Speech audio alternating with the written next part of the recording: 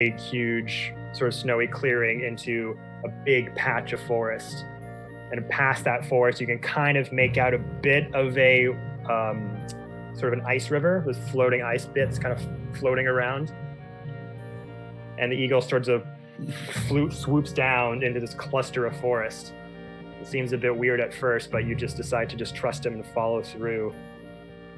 And as you go into this wooded area where these slim trees are just plotted like side by side each other, kind of like that scorpion scene in Mortal Kombat.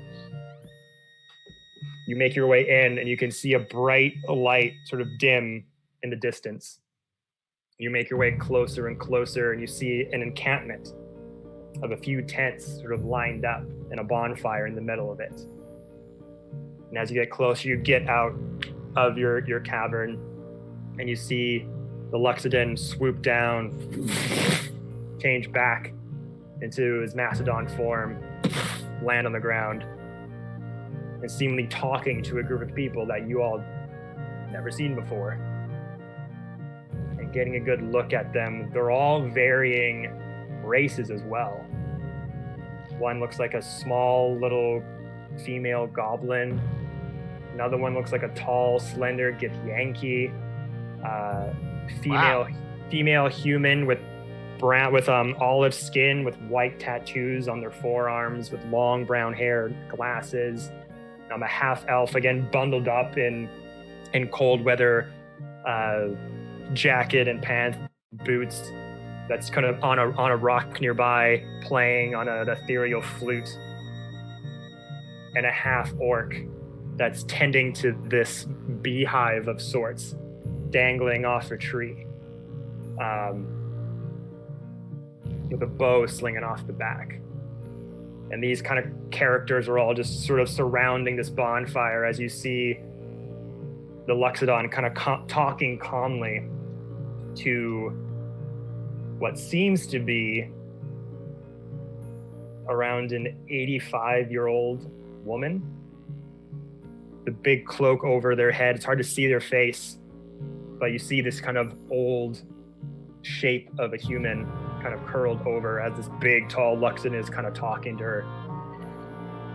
And as you all kind of get closer and closer to the fire, what would you like to do?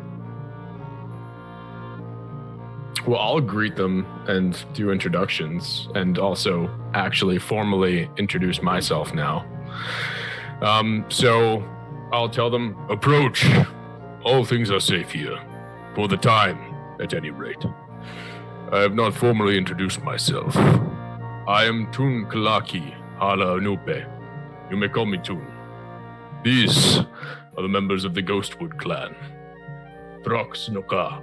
And I motion to the small goblin, who's a wondrous, wild soul of indescribable strength, despite their stature. And you see these ethereal, little magical, multicolored butterflies flying around their head, purple, yellow, orange, blue. Hi, how you doing? And you say that, and these little butterflies just fly out of their mouth as they talk. This is Draenith, and I motion to the Githyanki, whose stealth and guile is matched only by their strength of will. And these long, slender, sort of green-skinned limbs kind of come out and greet you. And as that happens, you see a couple tarot cards that come out of their hand and they grab it. And this bright pink ethereal energy just starts to wisp out of the tarot card as he throws it down on the ground. And the snow around it starts to melt. Cool. This is Serena, whose fists are like iron, but heart is soft and compassionate, in a good way. He's saying I heal people. Jesus, you have a way with words. And just kind of sits back down into the onto the snowy ground. You also witness Giles Montgomery, who is quite the performer of sorts. Yeah, used to be.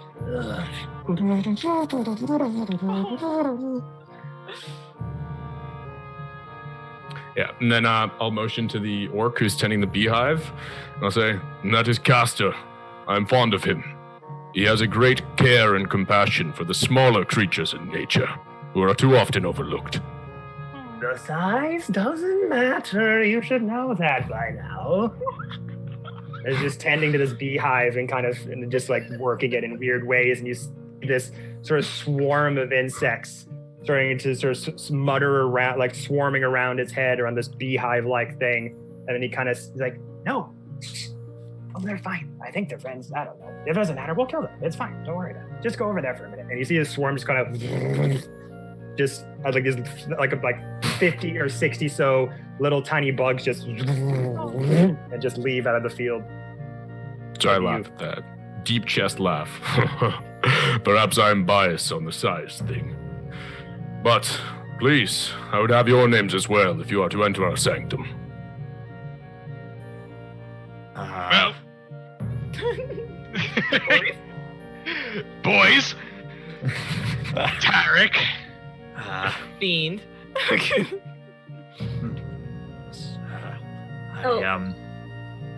Are we introducing ourselves? Go!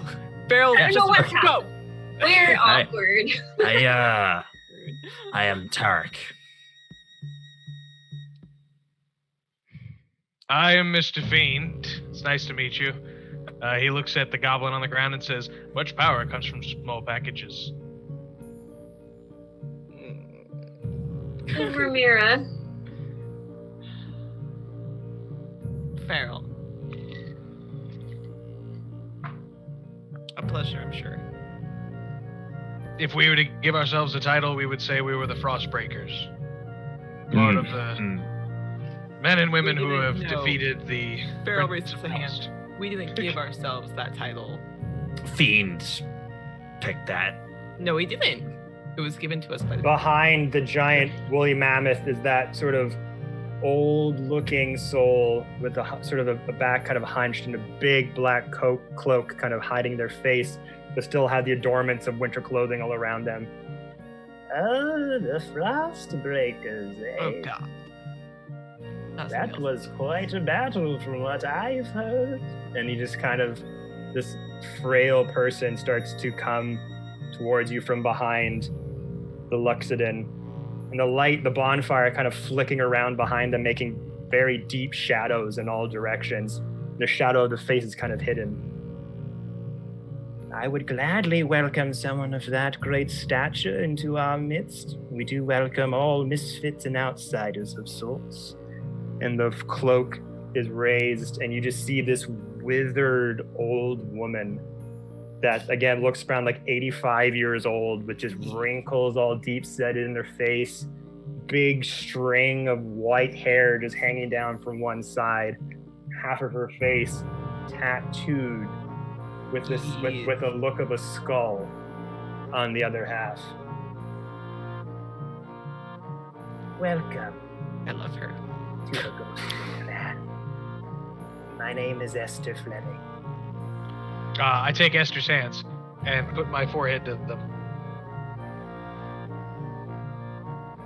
Thank you for welcoming us here. It is much obliged. If the Loxodon says you are okay, it's all right, like. Tend to your people. Rest easy for the night. You will not be harmed on my watch. We'll talk in the morning. And you just see around her through the cloak as it kind of opens a bit. As she kind of turns around and makes her way to her tent, you see a bunch of wooden figurines attached to their belts. All seemingly different sizes and shapes, and a few sharp daggers along each side. And it's there, everyone. That will end tonight's session. Nice.